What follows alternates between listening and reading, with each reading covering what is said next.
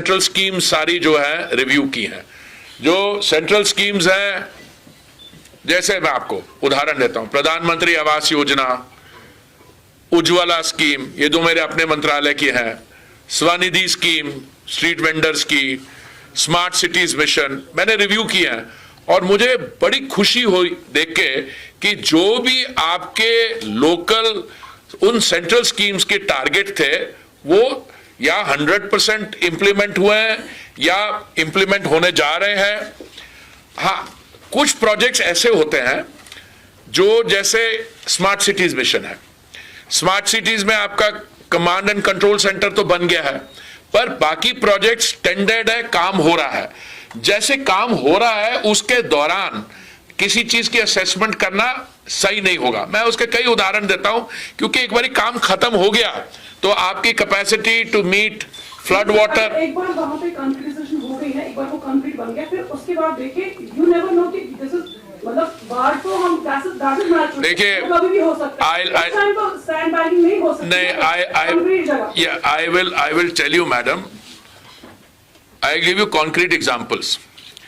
Urban flooding को deal करने के लिए, if your question is on urban flooding, बहुत चीजें, बहुत सारे स्टेप्स हमने लिए, बहुत स्टेप्स लिए हैं और बहुत स्टेप्स और लेंगे। होता क्या था, जब इन चीजों पे फोकस नहीं था तो व्हाट यूज्ड टू डू, अगर एक कमर्शियल एस्टैब्लिशमेंट है, waste at the point of production, क्या कहता था, दिन भर का काम हुआ, लंच टाइम पे भी गाहक आए, शाम को भी आए, वो सब्जी काटी, वो जो कचरा था अखीर में जो घर के बाहर या रेस्टोरेंट के बाहर गली उसमें छोड़ दिया, वहां पे नाली भी ब्लॉक होगी, वो हो गया। तो हम वेस्ट प्रोसेसिंग की जो बात कर रहे हैं, देखिए eight the point of production उसको सेग्रीगेट करते हैं, सॉलिड वेस्ट और वेट वेस्ट। वेट वेस्ट का तो कंपोस्ट बन जाता है, वो आप लोकली भी यूज करते हैं और जगह भी करते हैं। That solid waste has to be converted to energy. अब मैं आपको उदाहरण देता हूं, फिगर्स देता हूं। 2014 में जब मोदी जी ने दायित्व संभाला दिल्ली में, उस समय हमारी परसेंटेज ऑफ सॉलिड वेस्ट जो प्रोसेसिंग करते थे कोई 17% थी। मैडम, उसको चलते चलते हम ले आए हैं कोई 75-80% तक। और मुझे पूरी उम्मीद है कि आने वाले कुछ ही समय में टेक्नोलॉजी का इस्तेमाल करके, इन्वेस्टमेंट करके, और हम sewage treatment plants, waste processing facility, देश भर में ये हो रहा है। अभी आप जो इंडिविजुअल प्रॉब्लम कह रहे हैं एटसेट्रा, वो अभी काम चल रहा है वहां पे, और मुझे पूरी उम्मीद है कि जो काम होगा उसको, प्रोजेक्ट को कंप्लीट होके जो आप सिचुएशन करेंगे, बाद में क्या होगा, सब सही होगा। I have commented on the instrument of accession, I have commented on some countries using terror as an instrument of state policy. I have commented on several of these issues, and I am one person who draws great satisfaction from the fact that today in Kashmir we are talking about development. When I used to come here some years ago, what you were dealing with is a entire professional cadre of stone pelters. Now, what Kiran Rijiju is saying, and I totally agree with what he's saying, but you know, there are things he said initially, which is that why was the issue taken first of all to the international or multilateral forum? See, my information all along has been that the then Maharaja was happy to sign the instrument of accession. Okay, Maharaja Hari Singh. That's my information. That's what I've read as a student of history. But somehow the political leadership in Delhi were saying, I mean, I read a quote today, which has come in one article. I read it hurriedly early in the morning, saying that they wanted it to be more broad-based, and therefore they wanted a plebiscite, or they wanted to take it to a multilateral forum. I think you can't have a higher degree of folly than that. Folly, I use the word mildly. I mean, this is your problem. देखिए, ये terror from outside and the stability and situation inside, there is a coefficient, there is an umbilical relationship. आप destabilize करते हैं, कौन करते हैं, किसके कहने पे करते हैं, उसके साथ state suffers. And then you say, भाई बड़ी हमारे यहाँ problem है, इसलिए ये हो रहा है. तो I think Kiran, I am sorry, I have given you a very comprehensive answer.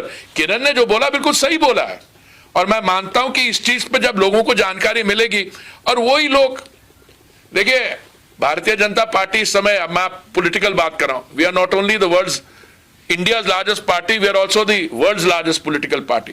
हमारे यहाँ आपने परिवारवाद की कभी बात सुनी है? कोई होगा हमें बड़ी मशीन में वन मैन सेज के मेरे बेटी को टिकट दे दो या वो कर दो, बट वी आर, भाई it was 2002 heart talk, January February, doesn't matter, 2001 या 2020 साल पहले। मैं ये कह रहा हूं कि we are a professional democracy pursuing clinically through development, this is what we are doing. बाकी लोगों के आप मुद्दे देखिए, कल कोई बयान दे दिया युवा नेता ने कि वो रेलवे प्राइवेटाइज हो रही है, पता नहीं कहां से, एक तो एडवाइजर भी पता नहीं कहां से ढूंढ के लाते हैं। तो आप देखिए, इसकी जो आपने सवाल पूछा, 1947 में गलती हुई, उससे पहले गलती हुई, अपीजमेंट की पॉलिसी चली, I don't, since you asked me a question, I'm very happy to staring you in the face that making that reference and calling for a plebiscite, etc., was a, I don't think it's a folly, I think it's a monumental blunder. So I agree with my dear friend and colleague Kiran Rijiju entirely. But I also tell you something, because you made that mistake, other people took advantage of it. How did they take advantage?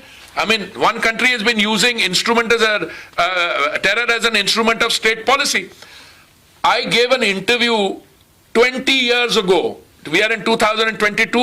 मैं बात कर रहा हूँ 2002 की है ना वो heart talk, 2002 ना, 2001, even more than 22 years ago, 23 years ago, yeah, 21 years ago. Sorry. Now, this was an interview on BBC Hard Talk. You can still see it. And in 2001, I had said, this is a problem created from across the border.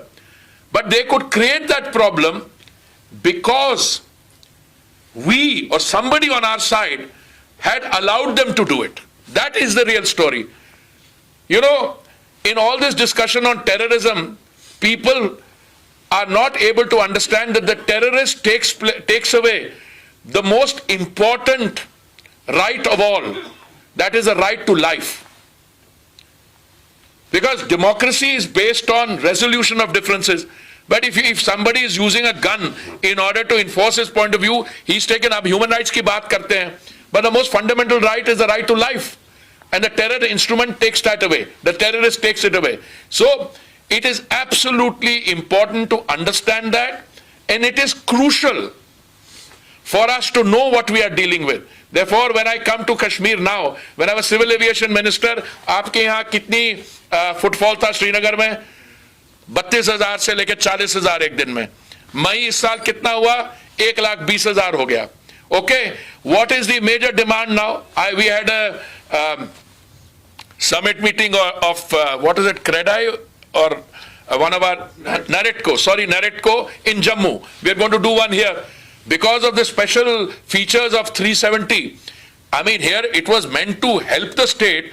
It became a millstone around it. Nobody could make an investment here. See the difference now. Now people are investing in economic development in the state of J&K because of the government's far-sighted decision to remove that millstone around the state's neck. Petrol price और diesel price कैसे determine होती है? हमारा crude oil imports के लिए we are 85% dependent on imports. तो आप international price देखिए, उसके साथ you add the cost of insurance and freight, and you add to that the refining margin and dealer's commission. So you'll get the price. But in between, factor in the taxes which the state government charge, VAT which is a percentage of the figure, and the excise which the central government charges. अब मुझे थोड़ी सी आपकी question के साथ हैरानगी है कि कब कम होंगी. आप आए, जहां मैं जाता हूं मेरे को, मैं प्रशंसा सुनता हूं कि दुनिया भर में पेट्रोल और डीजल प्राइसेस यहां पे हैं और हमारे यहाँ स्टेबल है. स्टेबल कैसे हैं कि दो इंस्टेंसेस में, एक नवंबर 2021 और मई 2022 में माननीय प्रधानमंत्री जी ने ये निर्णय लिया कि जो सेंट्रल एक्साइज है वो उसमें हमने कम कर दी, और सेंट्रल एक्साइज कर दी, और जो बीजेपी रूल स्टेट्स थे ठीक है, उन्होंने भी अपना वैट कम कर दिया। कुछ ऐसे स्टेट्स थे जो, अब मैं पॉलिटिकल इशू पे नहीं जा रहा, जो नॉन बीजेपी रूल स्टेट थे, उन्होंने अपना नहीं किया। एक स्टेट थी महाराष्ट्र, उस समय it was non BJP government, उन्होंने इंपोर्टेड लिकर पे, दारू पे कम कर दिया टैक्स 300 350% से 150%, पर इस पे नहीं किया। तो अभी हमें चिंता दूसरी है, अभी चिंता है कि international prices are rising again. तो कभी कभी मेरे साथ लोग मजाक करते हो, कह रहे हैं कि भाई कब बढ़ेंगे दाम। तो मैंने कहा आपको तो खुशी होनी चाहिए कि हमने स्टेबल रखे हुए हैं। अब एक रेफरेंस पीरियड देखिए आप, जुलाई 2021 से लेके अगस्त 2021, जुलाई अगस्त या 21 और 22 तक, भाई साहब नॉर्थ अमेरिका में, यूनाइटेड स्टेट्स ऑफ अमेरिका में और कनाडा में petrol prices went up what 43% and 46%, और इंडिया में they only went up 2%। In fact आप किसी भी तरीके से देखिए, अभी एक मॉर्गन स्टैनली की स्टडी आई है और दुनिया भर के, कि दुनिया में if there is a bright spot anywhere in the midst of all the uncertainty, it is India. ये मैं नहीं कह रहा, मॉर्गन स्टैनली कह रही है, IMF का मैनेजिंग डायरेक्टर कह रहे हैं। हमारे यहाँ we have been able to insulate ourselves from the energy crisis through a number of measures. एक, हमने एक्साइज कम किया, दूसरे हमारी ऑयल कंपनीज ने ये इंश्योर किया कि उनको वाकई घाटा हो रहा हो, पर उन्होंने उस चीज को अगर वो बढ़ाते जाते दाम, कुछ प्राइवेट सेक्टर कंपनीज ने नहीं किया। अब हमारे 77,000 पेट्रोल बंक्स हैं इस देश में, जिसमें 22,000 प्राइवेट सेक्टर, उन्होंने नहीं कम किया, पर पब्लिक सेक्टर कंपनीज OMC ने किया। So that was one way we were able to stop it. Also जैसे हमारे भारत के आसपास के देश हैं कई, वहां पे, अब मैं नाम नहीं लूंगा किसी कंट्री का, but everybody knows there are shortages there, prices are exorbitant. हमारे यहाँ रिमोट कॉर्नर में भी, चाहे वो जम्मू एंड कश्मीर हो, चाहे नॉर्थ ईस्ट हो, एक दिन भी हमने शॉर्टेज नहीं आने दी। So it has been a pretty strong navigation at the level of the central government and the state government, so that हमारे यहाँ स्टेबिलिटी रही है। आगे क्या होगा अब देखिए, कोविड के दौरान मार्च 2020 में पेट्रोल इंटरनेशनल प्राइस पर barrel had come down to $19.56, आज $96 है। पिछले 4-5 दिनों में और ऊपर गया। तो इस समय हमारी जो, I don't answer hypothetical question because ये मार्केट रिलेटेड है, बट हमारे सेंट्रल गवर्नमेंट की तो यही कोशिश रहेगी कि प्राइसेस रिमेन स्टेबल। आप थोड़ी सी patience and I'm sure the problem will be solved not only to your satisfaction, पर इन चीजों में it's not an individual's assessment। अभी मैं कर्तव्य पथ में लोगों को, मैं जब इंटरव्यूज देता हूँ, लोगों को दिखाता हूँ, मैं पूछता हूँ, आप पूछने वाले नहीं कि वो जामुन पेड़ कहाँ गए, कह रहे सर हम कैसे पूछे, आप तो उसके नीचे खड़े हो, एक भी पेड़ नहीं उखाड़ा गया। ये भी जो आपकी लोकल प्रॉब्लम है, और माफी चाहता हूँ मैं, लोकल इश्यूज का I am not familiar with exactly, मतलब कि मेरे घर के बाद एग्जैक्टली क्या